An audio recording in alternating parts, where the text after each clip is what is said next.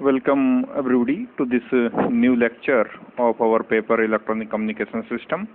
And in our previous lecture we were discussing about antenna action. We just started this topic about antenna action. So let us repeat this one time that what is antenna action. Okay. आपको कुछ considerations बताई गई थी कि एक antenna को आप एक करंट कैरिंग कंडक्टर सपोज कर सकते हैं और ये मान सकते हैं कि एक एंटीना एक करंट कैरिंग कंडक्टर है, हाई रेडियो फ्रीक्वेंसी करंट उसमें फ्लो होती है और इस करंट कैरिंग कंडक्टर को हम एक करंट एलिमेंट कह के बुला देते हैं, एक करंट एलिमेंट मान लीजिए. ओके. और ये जो करंट एलिमेंट है, इस करंट एलिमेंट का जो इलेक्ट्रिक फील्ड है, जब अल्टरनेटिंग करंट इस करंट एलिमेंट में फ्लो होती है तो इसके कॉरस्पॉन्डिंग में जो इलेक्ट्रिक फील्ड है वो एक ऑसिलेटिंग इलेक्ट्रिक डाइपोल के इलेक्ट्रिक फील्ड से मैच करता है. यानी हम एक इस करंट एलिमेंट को एक ऑसिलेटिंग इलेक्ट्रिक डाइपोल कंसीडर कर सकते हैं, एक oscillating dipole electric dipole consider कर सकते हैं. Okay. So these are the sequences. एक करंट कैरिंग कंडक्टर होता है, एक एंटीना, उसको आप एक करंट एलिमेंट कंसीडर कर सकते हैं और एक करंट एलिमेंट में जब अल्टरनेटिंग करंट फ्लो होती है तो उसके कारण जो यहाँ इलेक्ट्रिक फील्ड होता है वो मैच करता है और electric field of an oscillating electric dipole. तो इस करंट एलिमेंट को आप एक ऑसिलेटिंग इलेक्ट्रिक डाइपोल कंसीडर कर सकते हैं. Remember this word. इस एंटीना को अगर मैं कहूं, इस एंटीना को आप एक ऑसिलेटिंग इलेक्ट्रिक डाइपोल कंसीडर कर सकते हैं by these sequences, consequences. Okay. Now let us move forward and discuss some new things about antenna. An electric dipole is form of a pair of charges. जब आप electric dipole के बारे में बात करते हैं तो एक इलेक्ट्रिक डाइपोल क्या होता है? इलेक्ट्रिक डाइपोल एक ऐसा सिस्टम है, आप उसे सिस्टम कह सकते हैं, कि जिसमें दो इक्वल एंड अपोजिट चार्जेस के साथ वो बनता है. Equal in the sense of magnitude and opposite by nature. यानी दो ऐसे equal and opposite charge, equal मैं इसलिए बोल रहा हूँ क्योंकि इन दोनों का, उन चार्जेस का मैग्नीट्यूड इक्वल है, और अपोजिट इसके सेंस में बोल रहा हूँ कि उन दोनों चार्जेस के ऊपर जो चार्जेस की नेचर है वो अपोजिट है. यानी एक पॉजिटिव चार्ज है तो दूसरा निगेटिवली चार्ज्ड है. यानी अगर मैं एक एग्जांपल से इस बात को आपको समझाना चाहूँ कि मेरे पास ऐसे चार्ज का एक सिस्टम है जो एक मेरे पास +10 कूलम चार्ज है और दूसरा -10 कूलम चार्ज है. एक पॉजिटिव चार्ज है, दूसरा नेगेटिव चार्ज, लेकिन मैग्नीट्यूड दोनों का इक्वल है, यानी दोनों 10-10 कूलम के चार्ज हैं. और अगर उन दोनों चार्जेस को हम एक स्मॉल डिस्टेंस पर प्लेस कर देते हैं तो वो सिस्टम कहलाता है डाइपोल और इलेक्ट्रिक डाइपोल. मैग्नेटिक भी डाइपोल कंसीडर आप कर सकते हैं. एक्चुअली मैग्नेटिक पोल्स ही, जो हमारे पास बार मैग्नेट होती है, वो अपने आप में ही एक मैग्नेटिक डाइपोल है. चूंकि the poles, magnetic poles, the north pole and the south pole is separated by a small distance in a bar magnet. Okay. तो इलेक्ट्रिक डाइपोल की जब आप बात करते हैं, एक ऐसा सिस्टम है जिसमें दो इक्वल एंड अपोजिट चार्ज एक दूसरे के साथ, एक दूसरे से स्मॉल डिस्टेंस से सेपरेटेड रहते हो. और ये क्यों कर रहे हैं हम, इसका जिक्र क्यों कर रहे हैं? क्योंकि एक एंटीना को हमने एक ऑसिलेटिंग इलेक्ट्रिक डाइपोल कंसीडर किया है. Okay, so an electric dipole is formed by a pair of charge of equal magnitude and opposite sign. Okay, its dipole moment is this: P is equals to Q into dl. Q is the magnitude of any charge, क्योंकि magnitude तो equal है, into distance between the two charges. dl is the distance between the two charges. Okay, for oscillating electric dipole we have this: Q is equals to Q naught e to the power iota omega t. क्योंकि ये oscillating charge को, ये जो charge होगा, ये जो charge की nature होगी, इस चार्ज की जो नेचर होगी, अगर ऑसिलेटिंग नहीं है तो हाँ बिल्कुल ये चार्ज वैसे रहेगा. Q is 10 coulomb. लेकिन अगर चार्ज की नेचर ऑसिलेटिंग है तो फिर हम ऑसिलेटिंग चार्ज को इस इक्वेशन से तो दिखा दें. This equation can be expressed as q equals to q naught cos omega t plus iota sin omega t. So this is the oscillating. Cosines and sine terms indicate the sine wave terms and cosine wave terms in the expression of q. तो किसी भी oscillating electric dipole को हम इस equation से represent कर सकते हैं.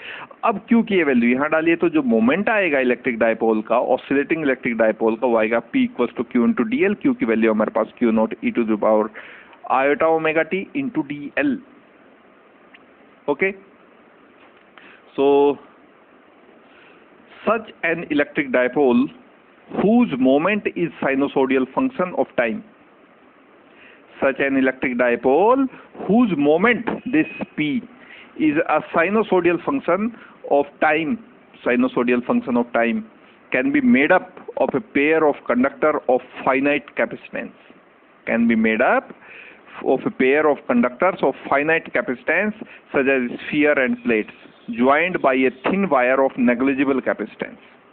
तो इसको ये जो इस तरह का डायपोल हमारे पास फॉर्म हुआ है, इसको हम कैसे बना सकते हैं? एक पेयर ऑफ कंडक्टर से बनाया जाता है जिनका जो कैपेसिटेंस हो फाइनाइट हो. पेयर ऑफ कंडक्टर, और कंडक्टर किसी भी शेप के हो सकते हैं, स्फेरिकल शेप के हो सकते हैं या प्लेट हो सकते हैं, डिस्क की शेप के हो सकते हैं, जो एक दूसरे के साथ एक नेग्लिजिबल कैपेसिटेंस के वायर के द्वारा कनेक्ट हो. तो ऐसा डायपोल हम ऐसे दो कंडक्टर को ज्वाइन करके भी बना सकते हैं, जिसको हम इलेक्ट्रिक डायपोल कहते हैं. ऑसिलेटिंग इलेक्ट्रिक डायपोल जिसे हम कह रहे हैं, उसको फॉर्म करने का ये तरीका भी है. इस तरह से हम उसको बना सकते हैं. Okay, the charge will then be situated mostly on the electrodes, जिसको हम conductor such as sphere and plates, but can still flow from one to other.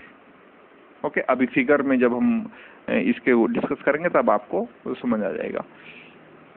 Suppose I equals to I not cos omega t. ये जो यहाँ current flow होगी ये भी sinusoidal होगी, AC current जैसा करंट होगा. Is the current across the element. इस करंट एलिमेंट जिसको हम एंटीना को हम करंट कैरिंग कंडक्टर कह के आए हैं, करंट कैरिंग कंडक्टर को हम एक करंट एलिमेंट सपोज करके आए हैं, और उस करंट एलिमेंट का जो इलेक्ट्रिक फील्ड है एक ऑसिलेटिंग इलेक्ट्रिक डायपोल के इलेक्ट्रिक फील्ड से मैच करता है. इसीलिए हम उसको अब एक ऑसिलेटिंग इलेक्ट्रिक डायपोल सपोज करके आए हैं. उसका मोमेंट हमने फाइंड किया है और उसकी कंस्ट्रक्शन भी हमने कर दी है कि किस तरह से हम उसको बना सकते हैं. हम दो स्फीयर लीजिए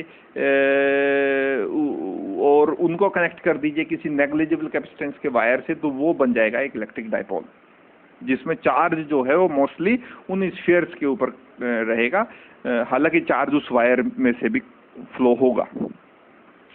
suppose I equals to I not cos omega t is the current across the element. Equation of continuity, और from the equation of continuity और the conservation of charge. Equation of continuity हमें क्या दिखाती है? Electrodynamics में आपने study किया होगा. इक्वेशन ऑफ कंटिन्यूटी एक्चुअली में हमें कंजर्वेशन ऑफ चार्ज के बारे में ही इंफॉर्मेशन देती है. कंजर्वेशन ऑफ चार्ज के बारे में ही इंफॉर्मेशन है कि अगर किसी वॉल्यूम में चार्ज में चेंज होता है, किसी भी वॉल्यूम में, कोई भी कन्फाइंड वॉल्यूम है, कोई भी एक डेफिनेट वॉल्यूम है, उसमें अगर चार्ज में चेंज होता है, चेंज का मतलब ये है कि वो डिक्रीज हो रहा है चार्ज का अमाउंट या फिर इंक्रीज हो. मैं इक्वेशन ऑफ कंटिन्यूटी के ऊपर 1 मिनट बोल रहा हूं, तो वो इक्वेशन ऑफ कंटिन्यूटी या कंजर्वेशन ऑफ चार्ज हमें सिखाता है कि स्पेशली मैं इक्वेशन ऑफ कंटिन्यूटी को बोल रहा हूं कि अगर किसी वॉल्यूम में चार्ज में चेंज होता है, और चेंज से मेरा मतलब है कि चार्ज डिक्रीज हो रहा है या इंक्रीज हो रहा है, then exactly same amount of charge is followed out through its surface, in और आउट आप कह सकते हैं. अगर चार्ज में कमी आएगी तो बाहर जाएगा चार्ज बढ़ेगा तो चार्ज अंदर आया होगा. तो that is the statement of equation of continuity. तो कंजर्वेशन ऑफ चार्ज को दिखाती है. तो then from the equation of continuity और conservation of charge requires that there be an accumulation of charge at the ends of element and is given by this. I is equals to d q by d t, I को हम d q by d t से represent कर सकते हैं, time rate change of charge, and is equals to I naught cos omega t, the differentiation of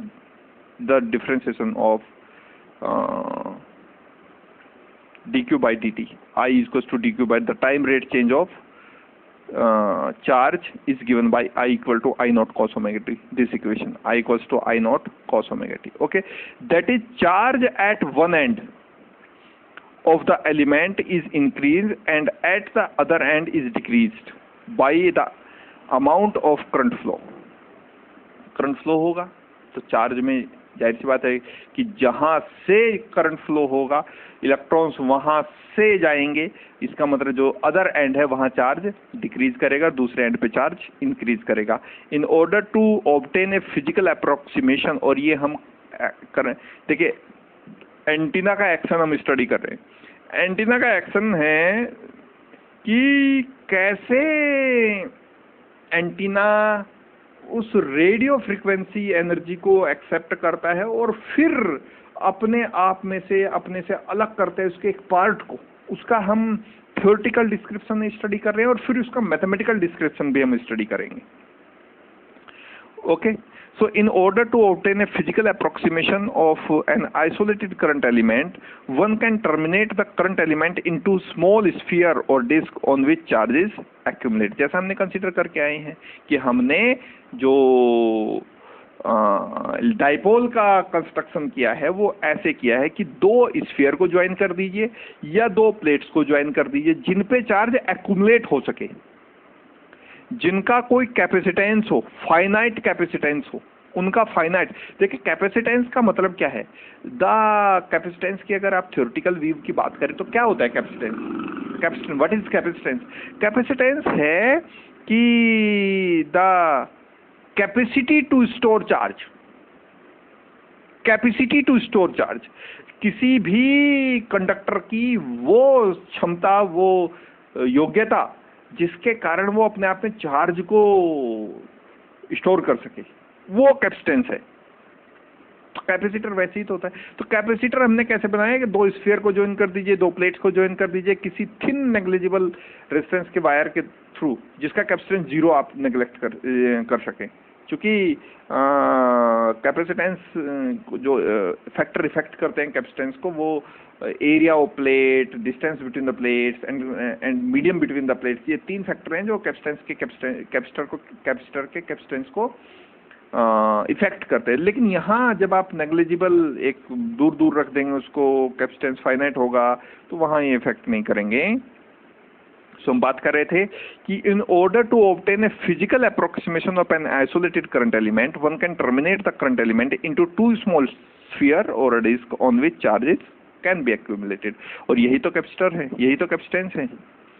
if wire is very thin, अगर जो wire आपने consider किया है वो बहुत पतला है, if wire is very thin compare to the radius of the sphere, then it is distributed, its distributed capacitance would be negligible as compared with the capacitance between the sphere, and then the current will remain uniform। तो जो current flow होगा जब capacitance negligible होगा तो store तो कहीं हो नहीं सकता चार्ज।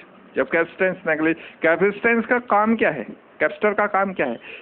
चार्ज को स्टोर करना। और जब जिस वायर के थ्रू, इस वायर, इन फिगर से आपको और अच्छे से क्लियर हो जाएगा, इन फिगर को आप देखिए, और ये पहले वाला, ये दो स्फीयर कह सकते हैं आप इन्हें, या फिर इनको दो डिस्क आप समझ सकते हैं।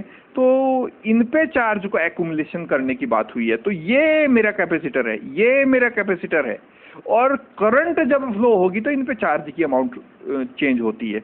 ये कोई स्फीयर हो सकता है या कोई प्लेट हो सकती है, और ये जिस वायर के थ्रू, ये एक नेग्लिजिबल कैपेसिटेंस का वायर है, यानी इस वायर का अपना कोई कैपेसिटेंस नहीं है। यानी जब चार्ज में चेंज होगा तो केवल इन दो प्लेट्स या इन दो स्फीयर के ऊपर चार्ज होगा। करंट जब फ्लो होगी इस सिस्टम में, इस फिगर 1A की मैं बात कर रहा हूं अभी, इस फिगर में जब इस सिस्टम में जब करंट फ्लो होगी तो डेफिनेटली यहाँ चेंज इन द चार्ज होगा, चेंज आएगा चार्ज में। और इन दोनों जो इन दो स्फीयर कहिए या दोनों प्लेट्स कहिए, इन दोनों के जो बीच की डिस्टेंस है DL है, जो कि बहुत छोटी है as compare to the radius of this sphere और this plate, circular plate. Okay, तो इस तरह की कंडीशंस हैं। So a current element which is not too short, बहुत छोटा जो ना हो, से λ/4, यानी जो वेवलेंथ है, जो रेडियो फ्रिक्वेंसी वेव हम बात करें, उसकी वेवलेंथ का 1/4 पार्ट है लॉन्ग। ऐसे करंट एलिमेंट को can be thought as made up of a chain of Hertzian dipoles, can be made up as a chain of Hertzian dipoles. मैं फिर से इस बात को रिपीट कर देता हूं, एक current element which is not too short, बहुत छोटा जो ना हो, से λ/4, इतना लंबा है वो, λ/4 लेंथ का है। ओके, λ/4 उस वेव की फ्रीक्वेंसी है लैम्डा जो प्रोपेगेट कर रही है एंटीना में, जो रेडियो फ्रीक्वेंसी वेव जिसको हम कह रहे हैं, हाई फ्रीक्वेंसी वेव जिसको हम, उसकी वेवलेंथ का 1/4 पार्ट हो, can be taught as made up of a chain of Hertzian dipoles. Okay, we note that positive charge at one end of one dipole is just cancelled by an equal amount of negative charge at the opposite end of the adjacent dipole, figure 1c this. तो अगर इस तरह के dipole हो जिसकी length λ/4 के approx हो, तो उनको हम कहते हैं हर्ट्जियन डाइपोल। और ये फिगर 1/c उन डाइपोल्स को दिखा रहे हैं। देखिए, ये पहला डाइपोल है, पॉजिटिव चार्ज नेगेटिव चार्ज, ये दूसरा डाइपोल है, पॉजिटिव चार्ज नेगेटिव चार्ज, ये तीसरा डाइपोल है, पॉजिटिव चार्ज नेगेटिव चार्ज, और चौथा डाइपोल है, पॉजिटिव चार्ज नेगेटिव चार्ज। लेकिन जब इन डाइपोल्स की सिचुएशंस को आप देखते हैं तो आप ये देख रहे होंगे कि ये जो पहले वाला डाइपोल है, इसका जो नेगेटिव चार्ज है दूसरे डाइपोल के पॉजिटिव चार्ज से कैंसिल हो रहा है। इसका जो नेगेटिव चार्ज है इसके पॉजिटिव चार्ज से कैंसिल, इसका नेगेटिव चार्ज इसके पॉजिटिव चार्ज से कैंसिल। तो ये जो फिगर बनेगी ये अप्रोक्सीमेटली ऐसी बनेगी, यानी एक एंड पे रहेगा पॉजिटिव चार्ज और दूसरे एंड पे रहेगा नेगेटिव चार्ज, और दोनों के बीच की जब लेंथ कितनी हो, dn। Okay, so however if the current in the antenna is not uniform along its length but is distributed as shown in figure 1d, okay, इस तरह से डिस्ट्रीब्यूटेड रहता है।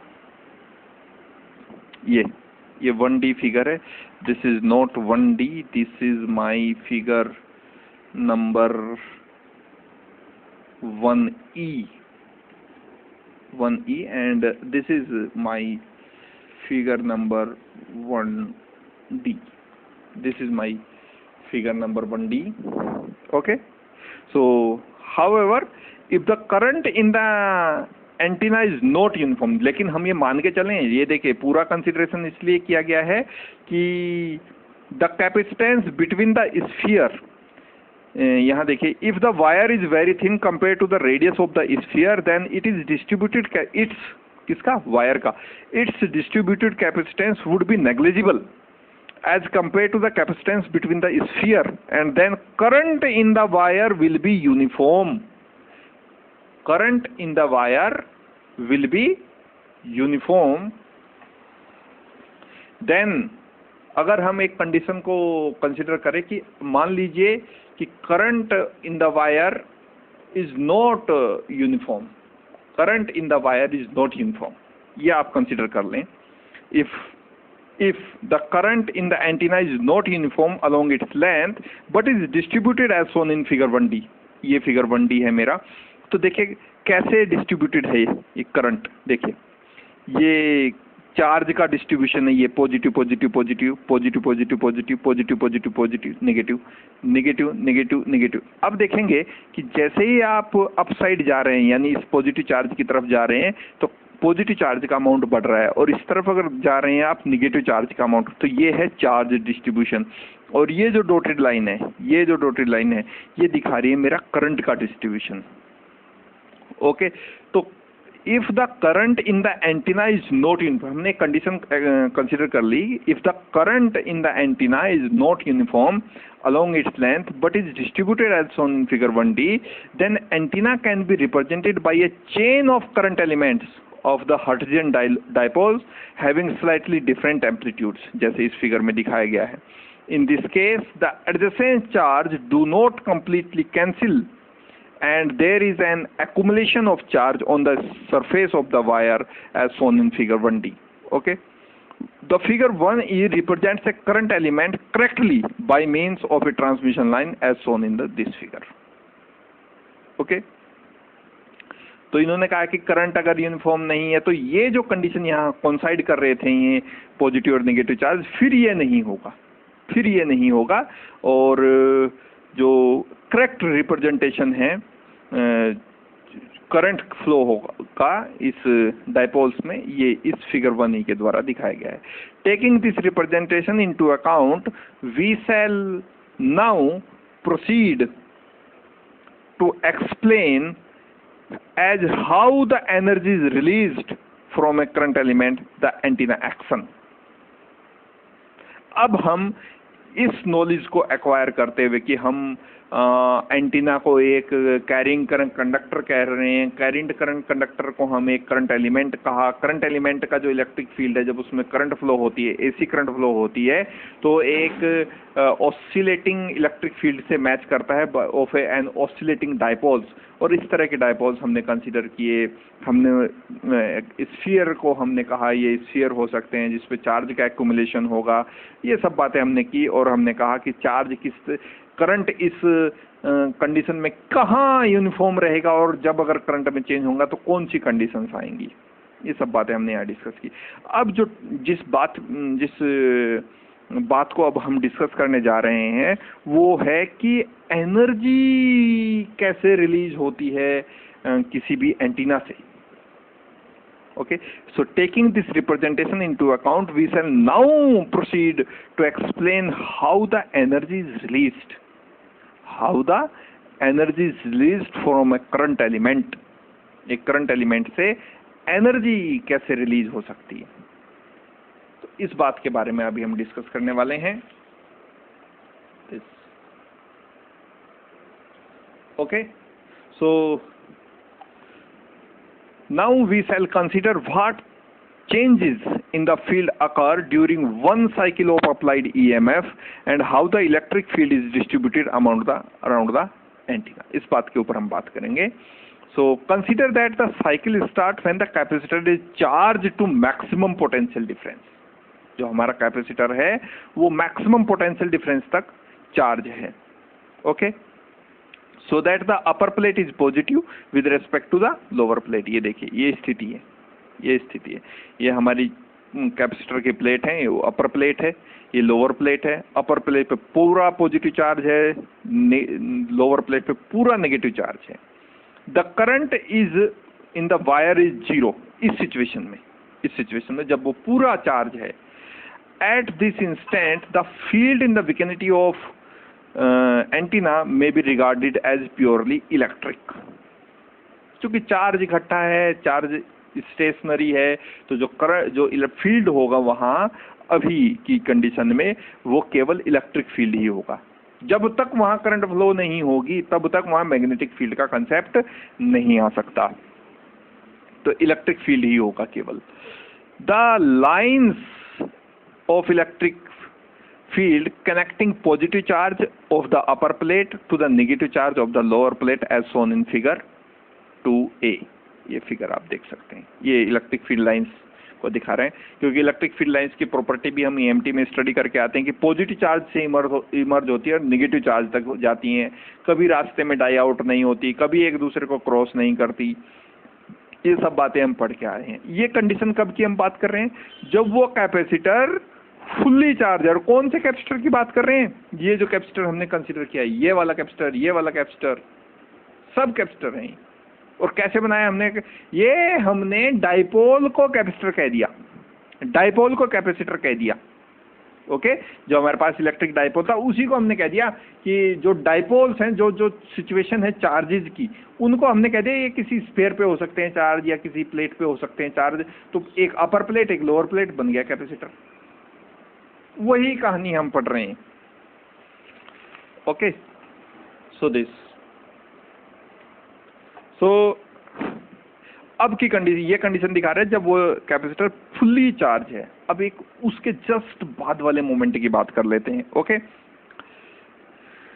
After passage of this moment, इसके बाद के moment की हम बात कर लेते हैं। इसके बाद के मोमेंट का मतलब क्या हुआ कि जब वो जो फुल्ली मैक्सिमम चार्ज वाली कंडीशन पास हो जाती है, उस मोमेंट के पैसेज के बाद क्या होगा, maximum potential difference, after the passage of this moment of maximum potential difference the electrons start flow.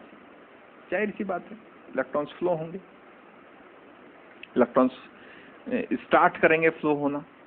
Okay, and electrons flow start flow upwards, क्योंकि नेगेटिव चार्ज से जाएंगे और पॉजिटिव चार्ज तक पहुंचेंगे, अपोजिट चार्ज की तरफ ही तो जाएंगे इलेक्ट्रॉन्स। तो एक करंट यहाँ, जाहिर सी बात है कि फ्लो ऑफ इलेक्ट्रॉन्स कॉन्स्टिट्यूट से करंट, ऑलवेज कॉन्स्टिट्यूट से करंट। ओके, सो जब ये फिनोमिना स्टार्ट होगी तो इस कैपेसिटर में अब चार्ज का जो कांस्टेंट बना हुआ था अब तक, जब तक वो चार्ज हो रहा था कैपेसिटर, अब उसमें चेंज होना शुरू हो जाता है, और तो इस कैपेसिटर में करंट फ्लो होनी शुरू हो जाती है, जो अगर इलेक्ट्रॉन्स नेगेटिव से पॉजिटिव की तरफ जाएंगे, जैसे वो जाते भी हैं, तो करंट जो होगी उसके अपोजिट डायरेक्शन में फ्लो होनी स्टार्ट हो जाएगी, करंट उसके अपोजिट डायरेक्शन में फ्लो होना स्टार्ट हो जाएगी। Okay, so the electrons start flow upward constituting a current, जो होना ही था, स्वाभाविक था।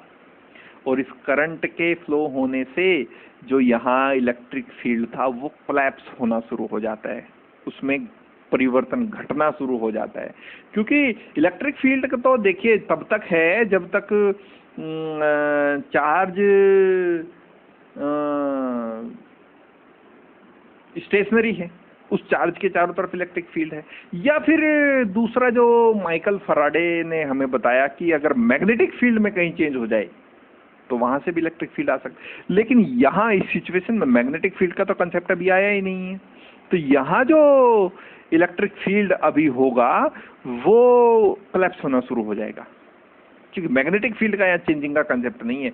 यहाँ करंट फ्लो होगी, करंट फ्लो होने से मैग्नेटिक फील्ड जनरेट होगा, इसलिए जो इलेक्ट्रिक फील्ड यहाँ अभी तक सिचुएटेड था वो कोलैप्स होना शुरू हो जाता है, वो कोलैप्स होना शुरू हो जाता है।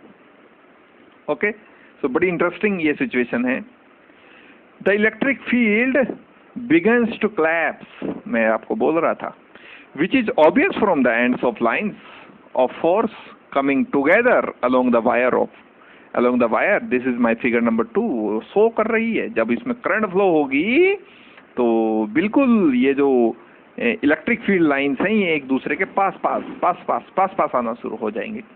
Okay, the current continues to flow, ये भी इंपॉर्टेंट लाइन है। The current continues to flow even after the potential difference across the capacitor reduce to 0।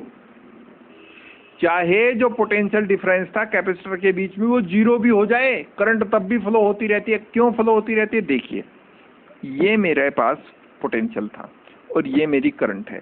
Current होती है dq/dt, that is time rate change of, यहाँ देखिए, इस बात को, इस लाइन को मैं प्रूफ करने की कोशिश कर रहा हूं। The current continues to flow even after the potential difference across the capacitor reduce to 0। चाहे कैपेसिटर की प्लेट्स के बीच में पोटेंशियल डिफरेंस 0 हो जाए, लेकिन फिर भी करंट फ्लो होती रहेगी। ऐसा होना तो नहीं चाहिए था पर हो रहा है, क्योंकि पोटेंशियल डिफरेंस के कारण ही तो करंट फ्लो होती है।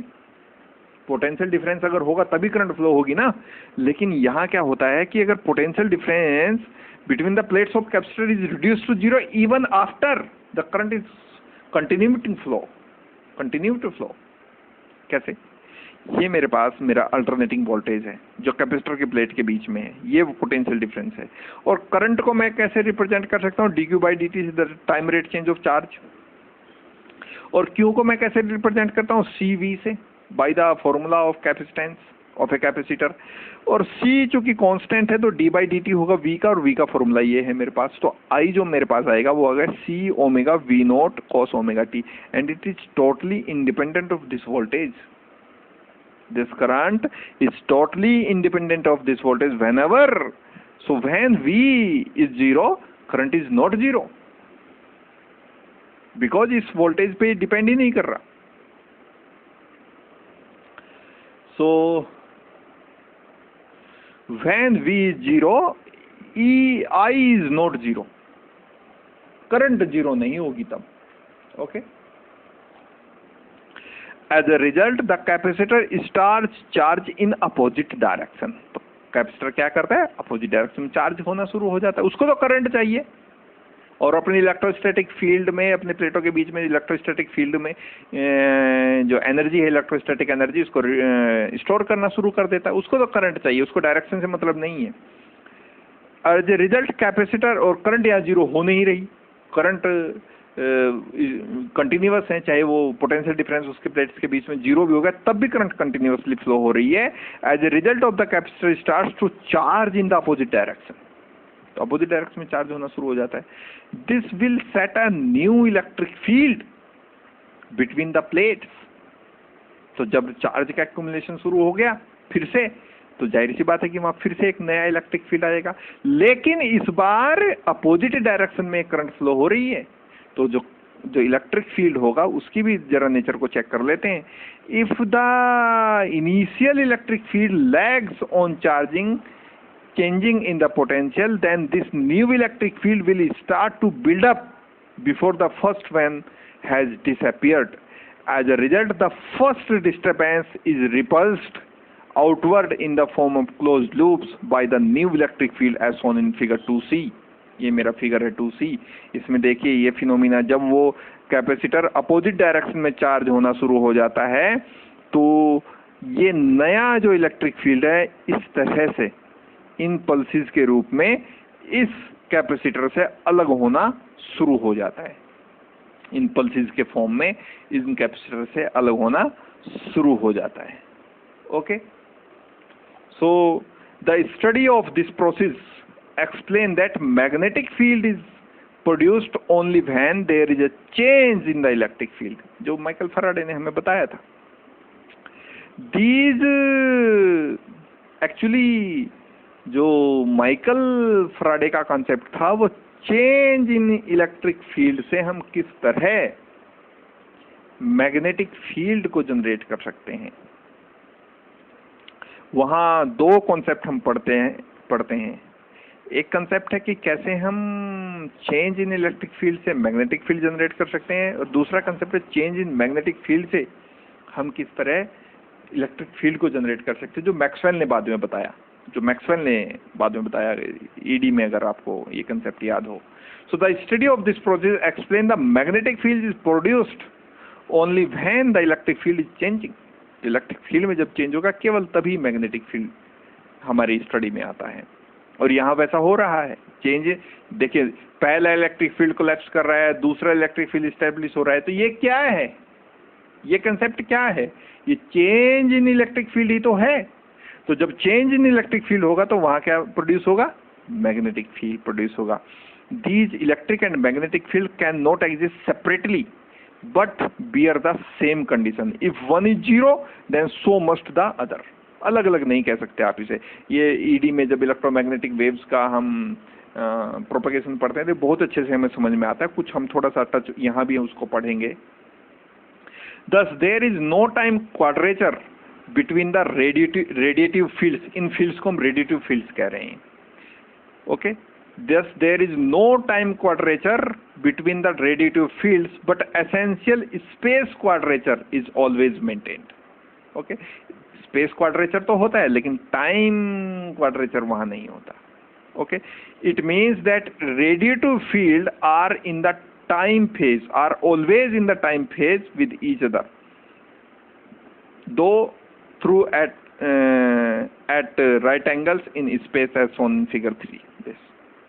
ये मेरा डायरेक्शन है इलेक्ट्रिक फील्ड का, ये मेरा डायरेक्शन है मैग्नेटिक फील्ड का, और ये डायरेक्शन है डायरेक्शन ऑफ प्रोपेगेशन। तो होता क्या है कि इलेक्ट्रिक फील्ड पोलराइज होता है इस डायरेक्शन में, इलेक्ट्रिक फील्ड का जो पोलराइजेशन है वो इस डायरेक्शन में, और जो मैग्नेटिक फील्ड का जो पोलराइजेशन है वो इस डायरेक्शन में है।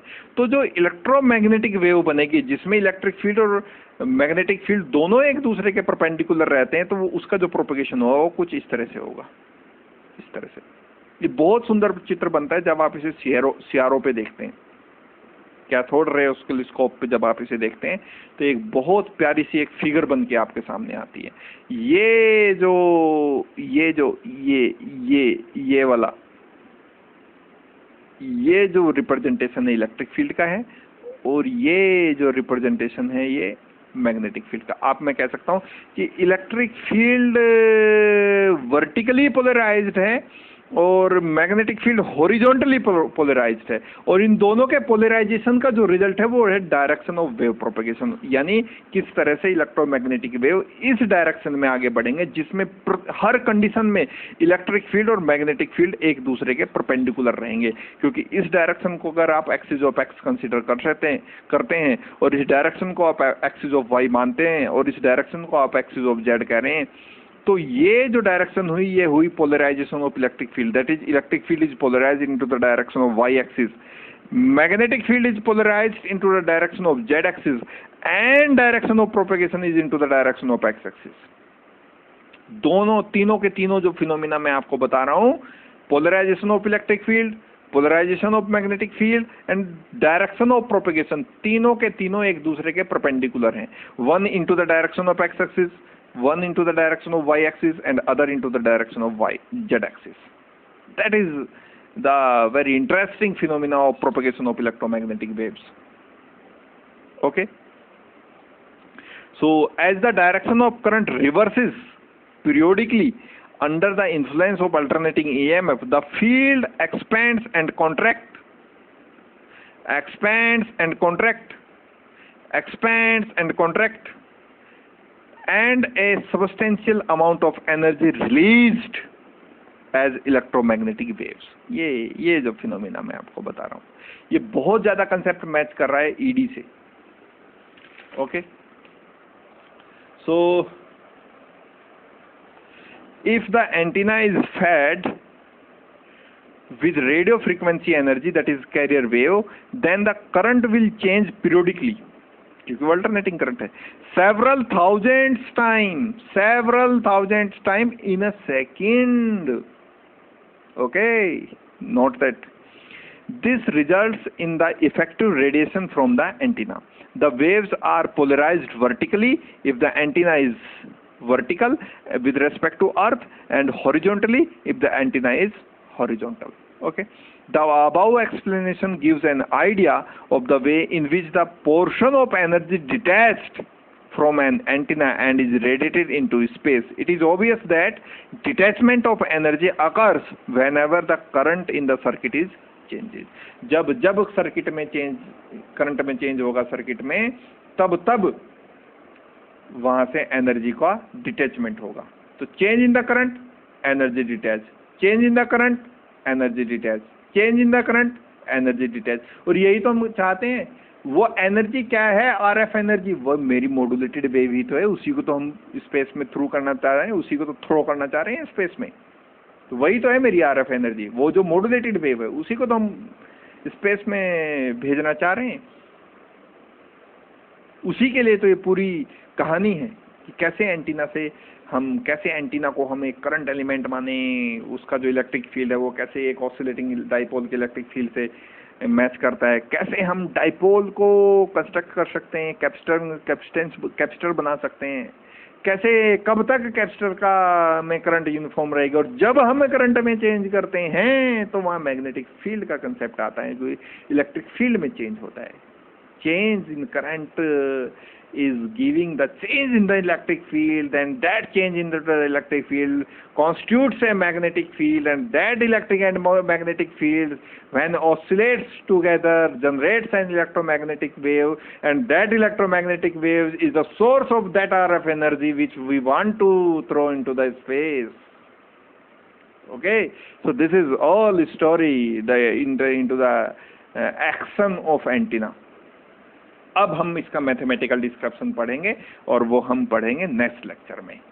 ओके, और तब तक के लिए आप इसको अच्छे से आप तैयार कर सकते हैं, रीड कर सकते हैं। बहुत इंटरेस्टिंग टॉपिक है और आगे काफ़ी हमें हेल्प करने वाला है आगे के टॉपिक्स में कि कैसे हम इसको आगे यूज करेंगे। Okay, so thank you for now and will meet you into the next one.